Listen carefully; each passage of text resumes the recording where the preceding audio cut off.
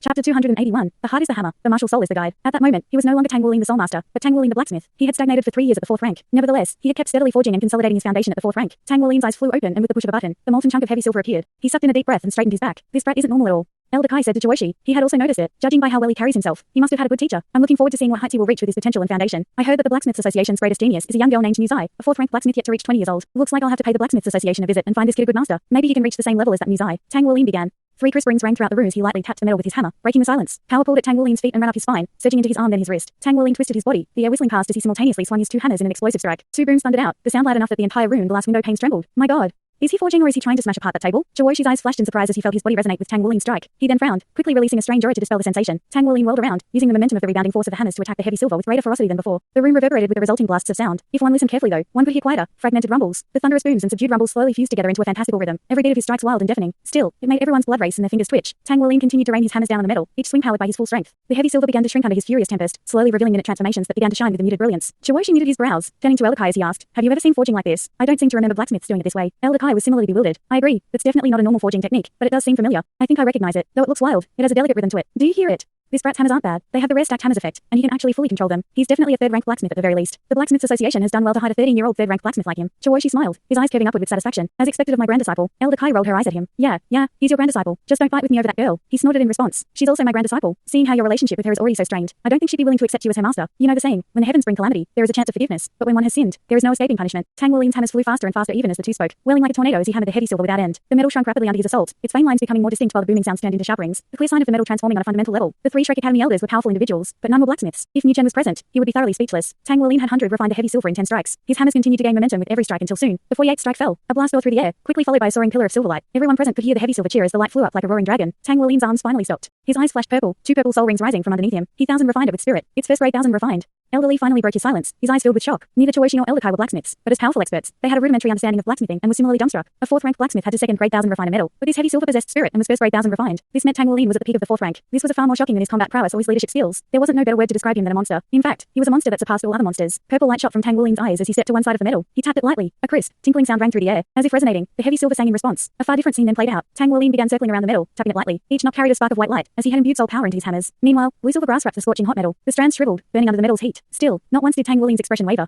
He continued to circle the metal while gently tapping it. "You two have made a mess of things," Elder Lee sighed as he glanced at Joishi. Joishi looked over. "What do you mean?" Elder Lee shook his head and explained solemnly. "I dare say that this kid is the greatest blacksmithing genius in the history of the world. At the tender age of 13, he's already at the peak of the 4th rank. This is simply unheard of. But this kid is actually trying to spirit refine. Spirit refining is far different from 1000 refining, as one has to infuse life into the metal using one's martial soul as the bridge. When metal has spirit, it's nothing more than first grade 1000 refined. But if it is both spirit and life, then things are completely different. This is impossible to accomplish unless the blacksmith has enough soul power. Usually, blacksmiths don't even entertain the idea of spirit refining before they have 4 soul rings. Even then, the chances of failing are high. Every spirit refining is a major ordeal for blacksmiths as they must harmonize soul power, life force, and metal together, and this process is taxing on the mind. This child only has 2 spirit rings. He isn't ready to even attempt to spirit refine. If he fails, he'll face a major backlash that may be impossible to recover from." Elder Lee groaned. "You two really have done it now. If this destroys his future as a blacksmith, you will face Feng Wu's wrath." Joishi began to panic. "Can we still stop him?" Elder Lee shook his head helplessly. "We can't. He has already begun connecting his life force with the metal. Any disturbances while he guides life into the metal will harm him, and he might even die. All we can do now is pray this child's failure won't be the end of his life as a blacksmith." Joishi spun to glare at Elder Kai. "This is all your fault." She, however, didn't take it lying down. "Why didn't you stop me then? How was I supposed to know blacksmiths are so strange, or that this brat is such a monster that can try for 5th rank right now?" Tang Wuling was oblivious to the discussions of these 3 elders, immersed in his own world. Metal gains a spark of intelligence from spirit after being 1000 refined, and it was the martial soul's job to fan it, bridging the gap between it and life. The heart is the hammer, the martial soul is the guide. Their minds become one in 10,000 refinements of life. This was spirit refinement. Chapter 282. One step to the heavens. 10,000 refinements of life. The difference between spirit and 1000 refining was as great as night and day, much like the power of a one-word battle armor versus a 2 words. Once spirit refined, the metal sublimated to another level. It was for this reason that 5th rank blacksmiths were rarer and no weaker mecha craftsmen or designers of the same rank. To break through the 5th rank, Tang Wuling only needed to successfully spirit refine once. This was considered a major milestone for any blacksmith. 3 years ago, Nang Tian had attempted this, and though he succeeded, it came with a price. Unknown to Tang Wuling, the man had sustained several injuries as a result and could not endure more advanced forging requests from then on. Niu Chen would never have permitted Tang Wuling to spirit refine if he were present. For this process, the demands placed on the blacksmith's mind were immense. It could be dangerous for a soul master at Tang Wuling's level. Fortunately, Tang Wuling was no ordinary blacksmith. Compared to his peers, his spiritual power towered over the rest at over 200 points. With this, he could keep a clear mind as he poured his heart and soul into forging. Immersed in his connection with the heavy silver, he could feel its joy and timidness. It was afraid of taking the next step, but Tang Wuling coaxed it along. One step to the heavens. 10,000 refinements of life. The 10,000 refinements of life was to continuously connect with the metal. Each tap preserved the spirit of the metal, pouring soul power into it to attain life. Cultivating intelligence in metal was similar to that of soul beast. For soul beasts, there was a slight difference in intelligence between a 10-year soul beast and a normal animal. However, a soul beast's intelligence skyrocketed once it reached the 1000-year level, until reaching the 10,000-year mark. At that point, its intelligence rivaled a human's. From there, it accumulated wisdom until it reached the 10,000-year level where it was no less intelligent than a human. Higher-leveled soul beasts weren't stronger just because of their energy growing, but also due to their increase in intellect. Metal was no different. The greater its spirit, the closer the metal was to obtaining its own ego and changing on a fundamental level. Oddly, under Tang Wuling's gentle taps, the heavy silver trembled. Each tap coaxed a burst of light, a pattern of a whirling cloud pushing its way into existence on the metal's surface. As its bulk shrunk, the silver grew brighter and brighter. This signified a successful spiritual connection between Tang Wuling and the heavy silver, hinting at a smooth process until the end. Now it was a matter of maintaining this connection and leading the heavy silver to transform and complete its refinement. Tang Wuling drove his soul power into the heavy silver, using his blue silver grass as the bridge. Although he relied on the mysterious heaven method to restore as much of the lost soul power as possible, the chunk of heavy silver was a bottomless pit. This was a dire problem. I have to succeed.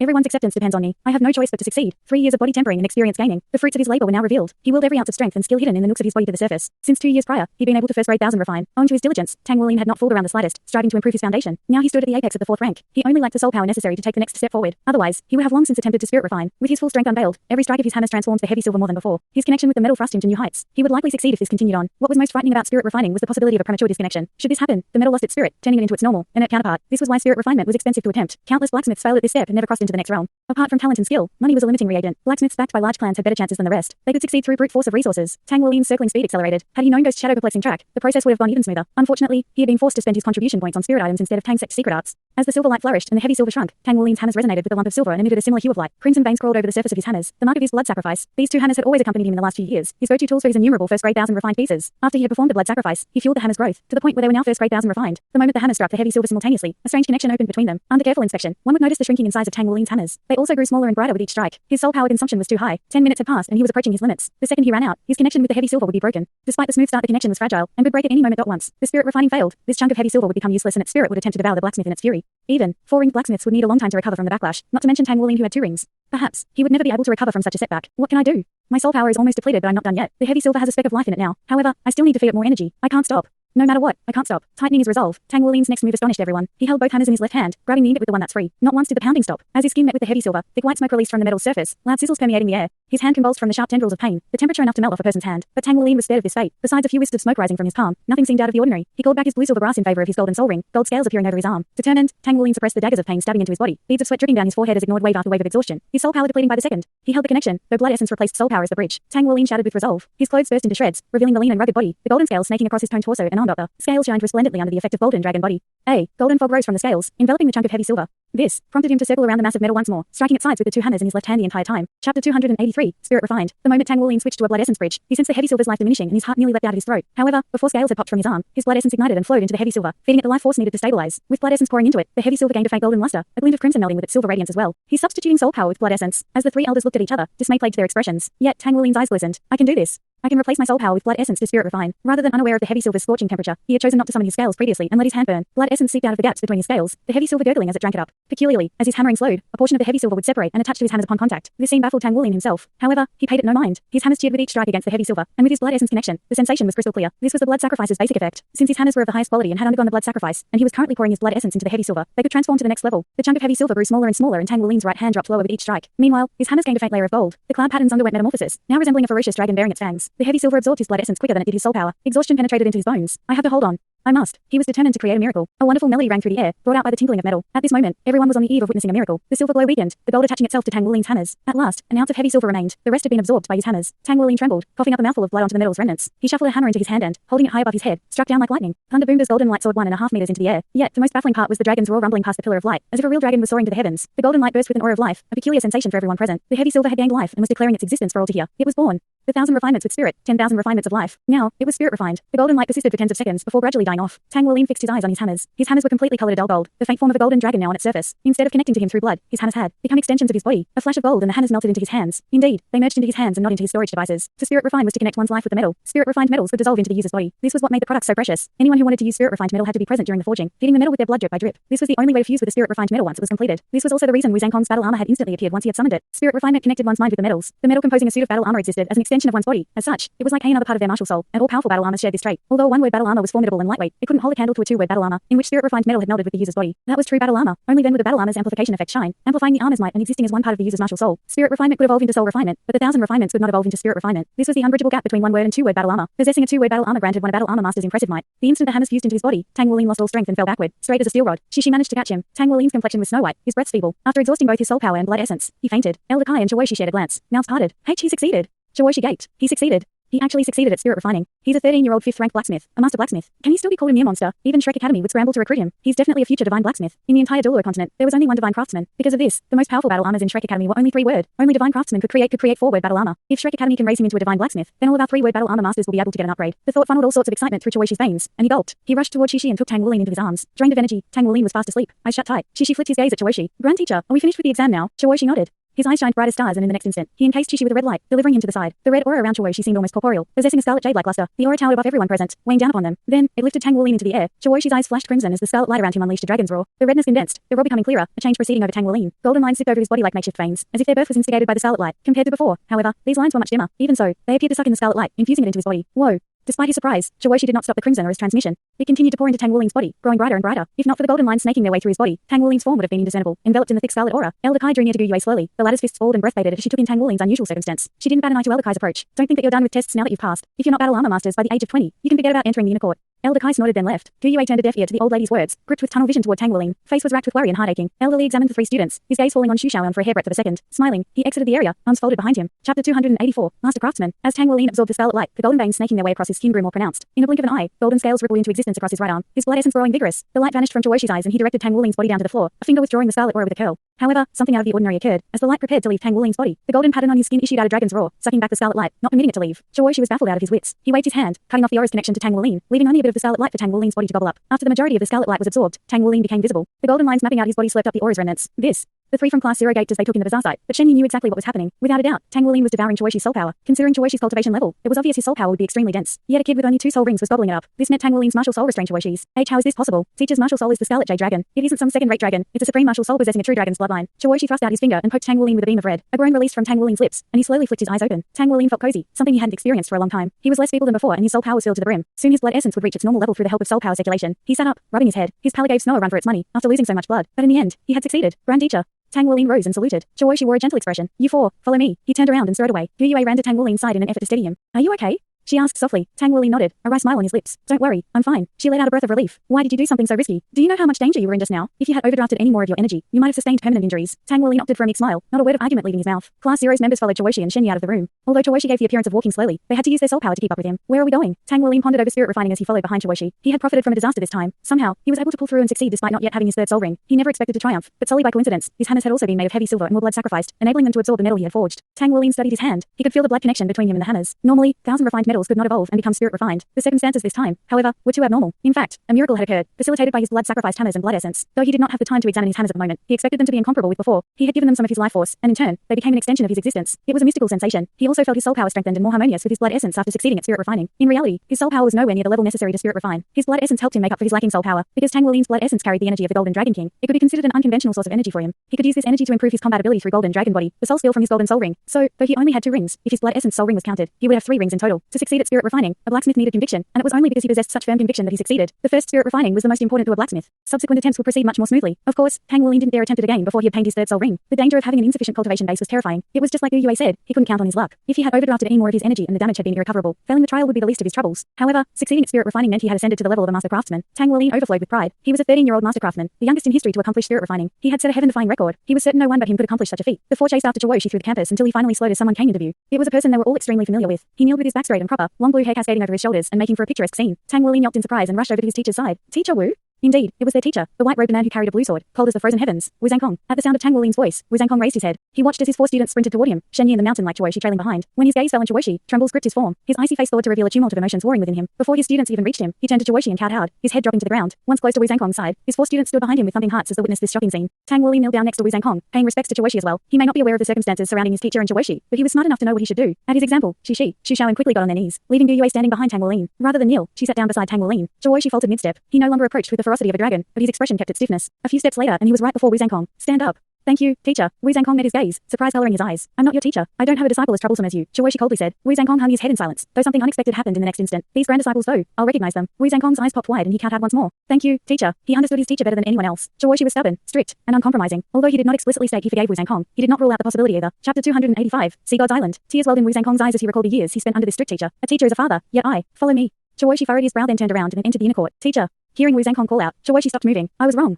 Chawoshi's large body went stiff for a moment before he continued walking, this time moving even faster. Wu Zhangkong stumbled as he stood up, his legs numb. Tang Wuling hastened to support him and help him into the inner court. Welcoming green grass covered the ground of the inner court, and various trees and shrubs encompassed the area. A set of majestic sculptures stood a bit farther in. Tang Wuling instantly recognized them as depictions of the first generation of the Shrek 7 monsters, legendary figures who were also spoken of in the annals of the Tang sect. The likenesses of 3 middle-aged people stood in front of those 7 legendary figures, 2 men and 1 woman. Already familiar with the story of Shrek Academy, it only took Tang Wuling a moment to guess their identities. These 3 were the true founders of Shrek Academy. In the center stood Flander, the first president of Shrek Academy. The man to his left was the one known as Grandmaster, the teacher of Tang San, Wu Zhougang. On the right was Lu Erlong. Together, they were known as the Golden Iron Triangle. They were the ones who founded Shrek Academy with the help of of the first generation of Shrek 7 monsters. She stopped in front of the sculptures and bowed. Wu Zhangkong and Shen Yi did the same. Following their lead, Tang Wuling and his teammates bowed as well. After everyone paid their respects, she turned left onto a small path. As he walked, Tang Wuling discovered that an azure lake lay beyond the towering trees. The lake was clear as crystal. Night had already fallen by now, and the lake water glistened under the moonlight as mist hung around the surrounding plants to create a scene of pure tranquility. Tang Wuling instantly liked this place. It's so peaceful here. She waved a hand, sending out a wave of red light that enveloped everyone. One moment Tang Wuling's feet were placed firmly on the ground. In the next, he found himself in a completely different place. Everyone was now on a small island in the middle of the lake. An island. Could this be the legendary Sea Gods Island? Countless rumors about Shrek Academy circulated throughout the continent. They included whisperings about the most important part of Shrek Academy, as well as its core, Sea Gods Island. It was said that Sea Gods Island sat in the center of Sea Gods Lake. In addition to that, one other place in Shrek Academy was called Sea Gods Pavilion. All of Shrek Academy's most important decisions were made in Sea Gods Pavilion. In other words, whatever was decided there would send waves throughout the continent. Tang Wuling had never even dared to imagine he would be able to visit Sea Gods Island so soon. Viridian trees and shrubs sprouted everywhere on the island, as if it were a miniature forest. She led them further into the island. After climbing 2 hills, they arrived at a 2-story wooden house. He opened the door, and warm light flooded from within. This is his home. Wu Zhangkong stopped at the doorway, a conflicted look in his eyes. Come in already, She called out. Wu Zhangkong sucked in a deep breath, bowed his head, and entered. His 4 students followed closely behind. The house was decorated in a simple manner. Everything was crafted from wood, including the one chair that Shi sat down in. Shen Yi, tomorrow, take these kids to get registered. Tang Wuling gets a full score. Calculate the points for the other 3 as usual. Shi shifted his gaze to the 4 students. From this moment onward, you are working students of the outer court. Yes, Shen Yi responded quickly. Are you going to leave now that you've brought them here?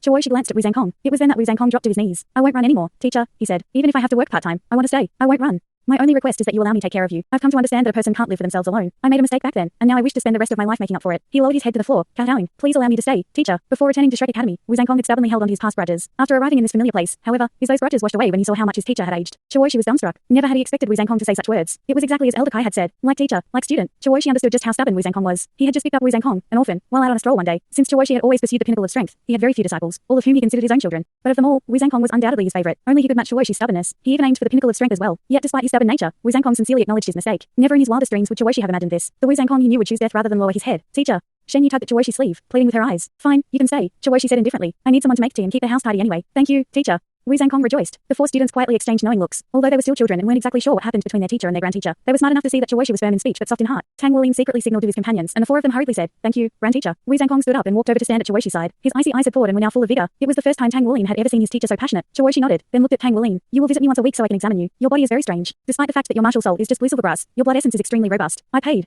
careful attention to the changes in your body while you were forging, and I'm certain you don't have a second martial soul. That golden soul ring's power seems to be a special soul ring that came from your blood. I think you're somewhat similar to me. After you've settled in, come visit me next week when you have a day off, and I will inspect your body. Yes. Thank you, grandteacher, Tang Wuling said, barely able to contain his joy. He could clearly tell that this grandteacher of his was a major figure in Shrek Academy. Shi swept his gaze over Shushaoan, Shishi, and Gu Yue. All of you will need to work hard. Just as Elder Kai said, you will be working students since you were late to the exam. In order to enter the inner court, you have to become one-word battle armor masters by the time you turn 20. You have a long way to go and 6 years left to do it. Rest here tonight and Shen Yi will take you to complete the registration process in the morning. Yes. Thank you, grandteacher. Of the 4 students, Shi clearly considered Tang Wuling the most important, a fact that made even Shishi green with envy. But in any case, they had succeeded. They were now Shrek Academy students. They could hold their heads high and proclaim themselves as part of Shrek Academy. As for becoming a one-word battle armor master before they turned 20, that was a daunting task. Becoming a one-word battle armor master meant having at least 5 soul rings. Shi turned around and began climbing the stairs. Shen Yi gave Wu Zhangkong a meaningful look. Only then did he go and help Shi up the stairs. Instead of struggling free from Wu Zhangkong's arms, Shi simply accepted the help. After many years apart, the troubles between master and disciple seemed to have been resolved. Seeing that her grandteacher and teacher had left, Xu Shaoan slid over to Shen Yi's side and asked, What's going on between teacher and grandteacher? Did something happen in the past? Shen Yi glanced at her. It was just a difference in beliefs. She answered, In a sense, your teacher was not in the wrong. However, neither was your grandteacher. The troubles between them arose from a combination of many different factors, but they've resolved the issue now, so everything is well. Come, I'll bring you kids to somewhere you can rest. I'll have you know, not even inner court disciples have the privilege to come to Sea Gods Island. You should consider yourselves lucky to have this opportunity. Chapter 286, Dreams of Battle Armor. With Wu Zhangkong and Shi settling their differences, Shen Yi was in a stellar mood and was, without a doubt, the person most pleased with this outcome. Gu Yue, remember to be conscious of your behavior, especially within the academy, in front of the countless seniors who have experienced world-shaking events. We are nothing. It's essential that you pay your respects to them, otherwise your stay here won't be long. Moreover, your companions will be affected too. Got it?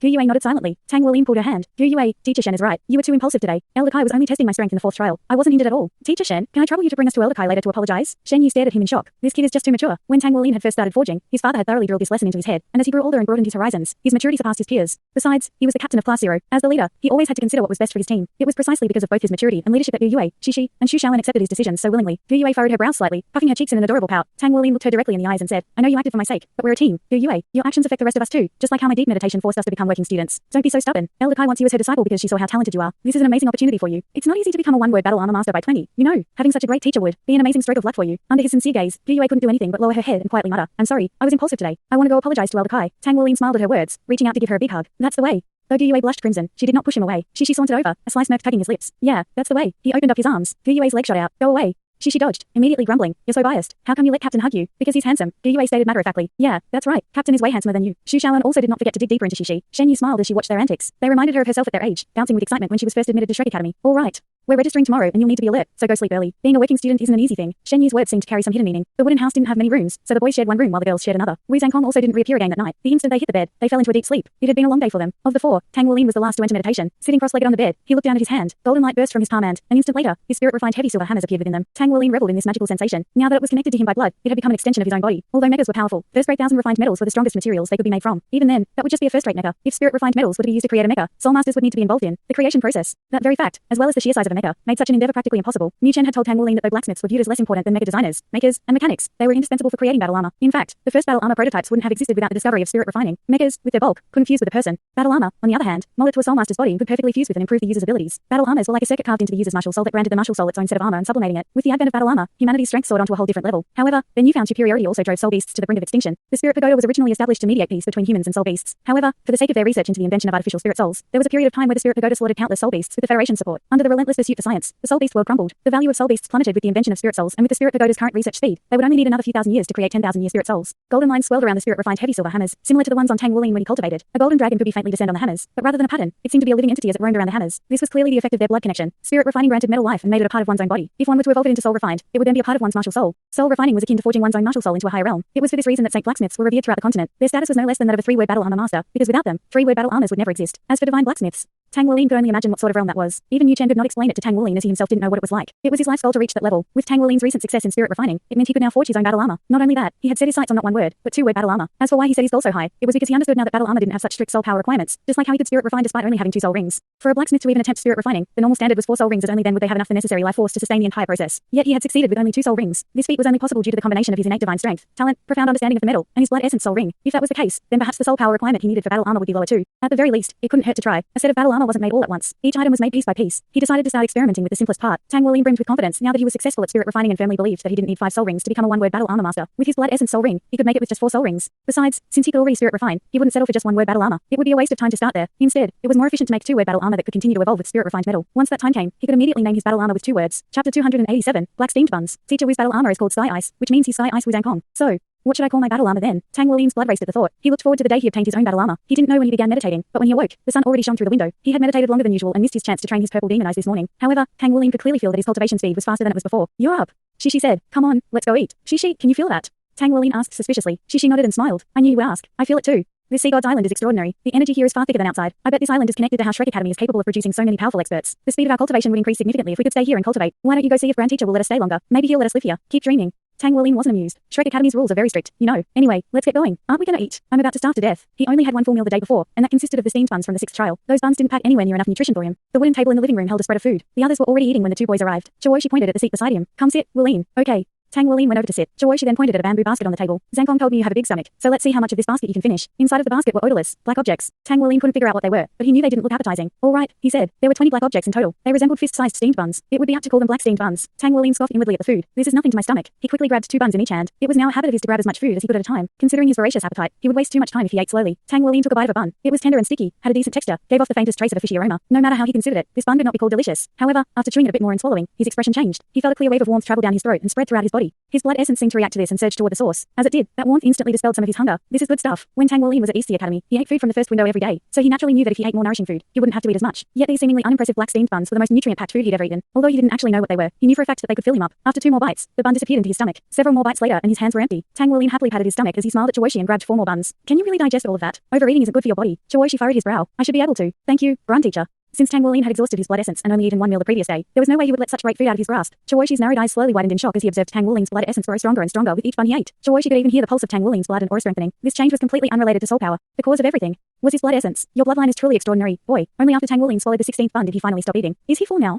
Chawoshi thought. The buns were just too filling. Tang Wuling felt his blood essence surge through his body like a raging river. He was now in peak condition. He felt relaxed as his soul power circulated throughout his body, unable to eat anymore. If I can eat this stuff every day, it'll be much easier to break my seals. All of a sudden, old Tang's voice echoed in Tang Wuling's head. These are fantastic. You'll benefit from them greatly if you can eat them daily. You might even be able to break the 3rd seal without spirit items. Tang Wuling looked at Chawoshi with shining eyes. Grand Teacher, may I eat these every day? Chawoshi's face twitched. You can have the rest. After saying this, he stood up and left. Puzzled, Tang Wuling turned to Wu Zhangkong. Teacher, did I say something rude? Wu Zhangkong made a strange face at him. Shen Yi, who was beside him, spoke up. These are teacher's monthly rations. He usually only lets himself eat 1 per day, she said. Do you have any idea what those black steamed buns are? They're made from a deep-sea fish that lives 3 kilometers underwater. This fish isn't a soul beast either, so you can imagine how strong it must be to survive at such a depth. Only elders of the Sea God's Pavilion are given the privilege of eating these buns, yet you actually ate more than half of teacher's monthly share. And you even have the guts to ask if you can eat them every day? Such a thing would only be possible if all of the elders yielded their shares to you.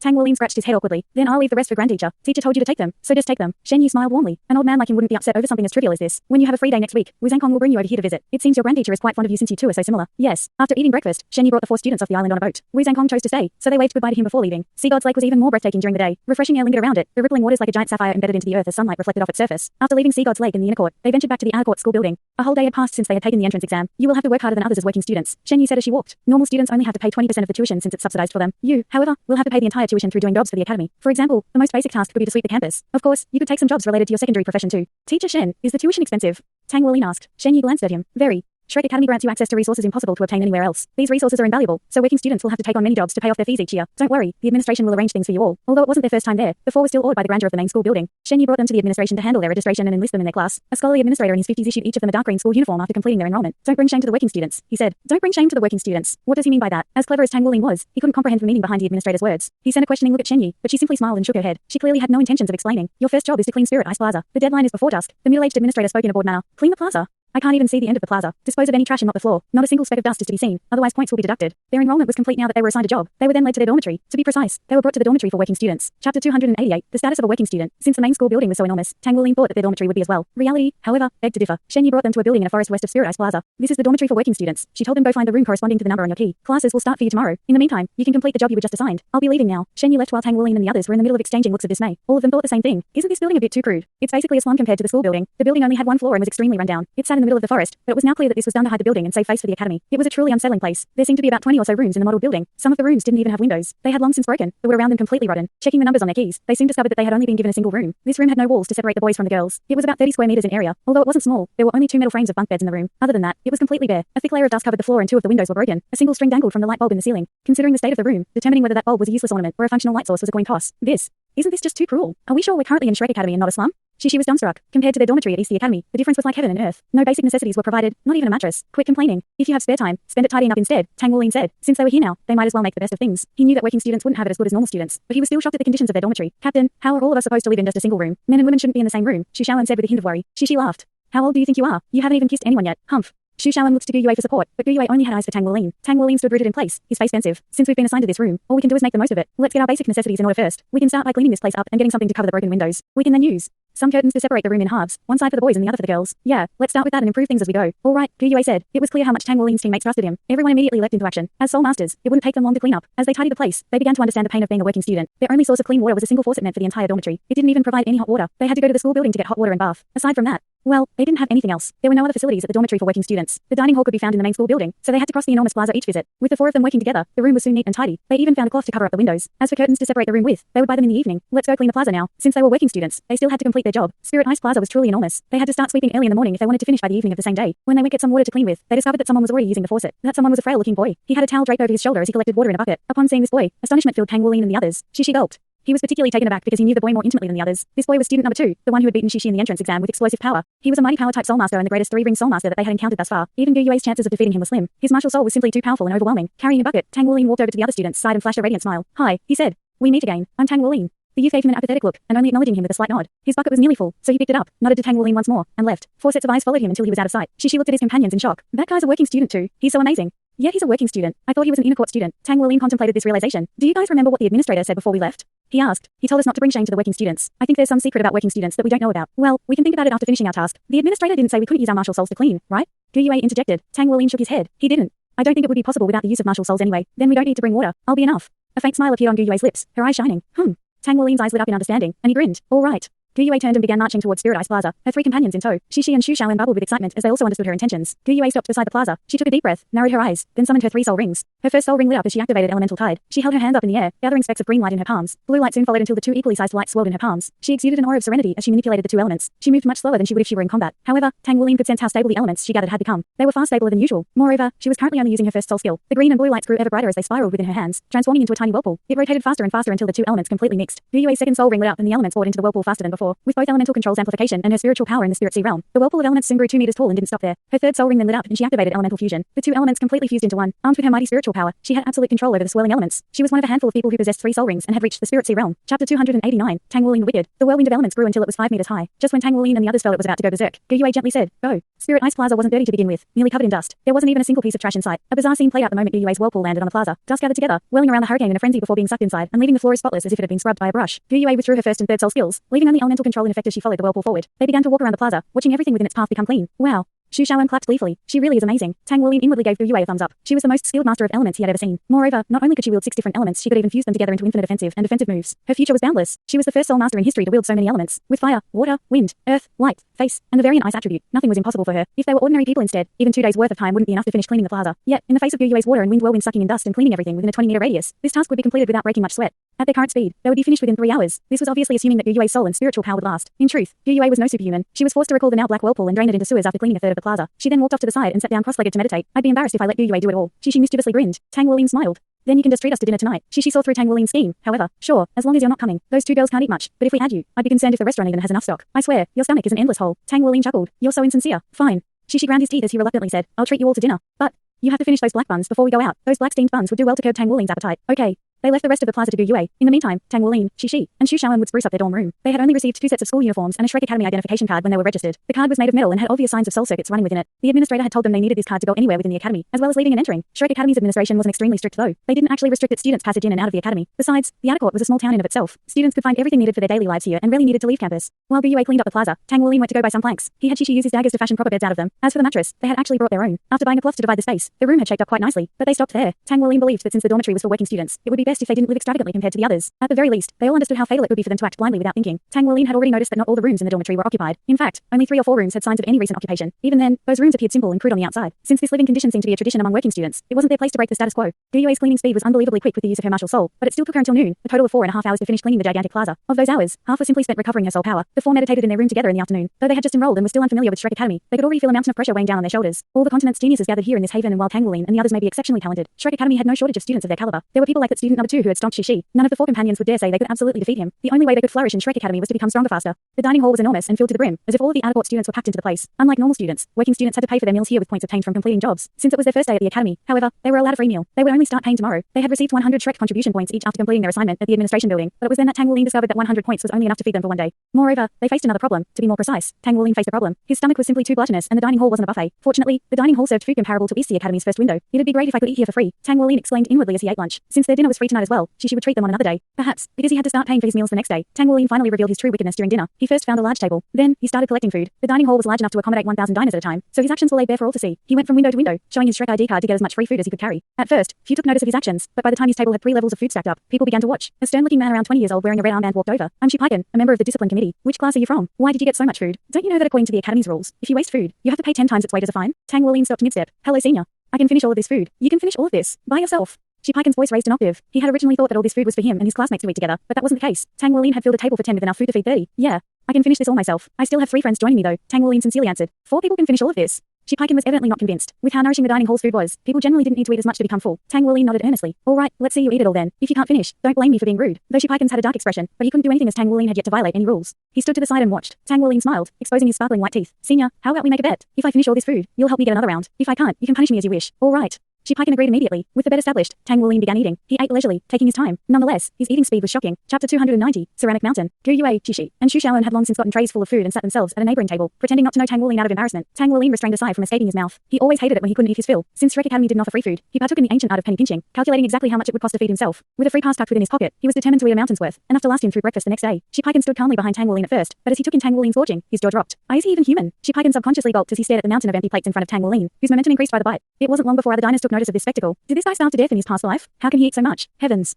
Don't tell me he cleared all those dishes by himself. Wow. Awesome. I've always admired people who can eat a lot. People began gathering around Tang Wuling, drawn like moths to a flame. The sight of his gluttony drove their stomachs wild with hunger, and they dug into their meals with renewed vigor. Senior, can I trouble you to get me 10 orders of that dish? The one that looks like sea cucumbers. Thanks. Tang Wuling beamed at Shipiken. Shipiken was numb with shock. He obediently went and got Tang Wuling 10 orders of the dish. This was his third time getting Tang Wuling more food. There wasn't much food per dish, but the number of dishes was astronomical. This guy. The second Tang Wuling cried out in delight, drooling over the steaming dishes. The crowd parted to let a middle-aged man through, face grim and pinched. His body trembled when he saw the staggering pile of dishes. As the manager of the dining hall, he had miraculously received a notice that there was a shortage of food. He was well aware they overstocked on ingredients each day and had more than enough to accommodate extraneous circumstances. So it goes without saying how flummoxed he was after hearing their stock was empty. But when he saw Tang Wuling, he finally understood the situation. When did they recruit such a glutton? Hey you, student over there, your stomach is beyond the realm of normal. The academy can't feed someone like you. If you ate this much for every meal, then I'll petition the academy to get rid of your right to a free meal. The middle-aged man said. Tang Wuling blinked in surprise. Teacher, you don't have to worry. I'm a working student, so I can't eat this much for free starting tomorrow. This is my last free meal, so can't I eat my fill? Working student. Everyone's expression changed after those words. The peanut gallery quickly retreated into the backdrop and minded their own business. So you're a working student. All right then. Have a good meal. After saying this, the middle-aged man left as well. Why didn't you tell me you're a working student earlier? Shipiken asked, clearly flustered. What about being a working student? Tang Wuling curiously asked. Shipiken groaned, refusing to pay any more attention to Tang Wuling and disappearing into the crowd. It looks like there really is a backstory surrounding working students. Tang Wuling's suspicions were confirmed, his curiosity growing, but he kept shoving the food into his mouth. This was the most enjoyable meal Tang Wuling ever had in his life.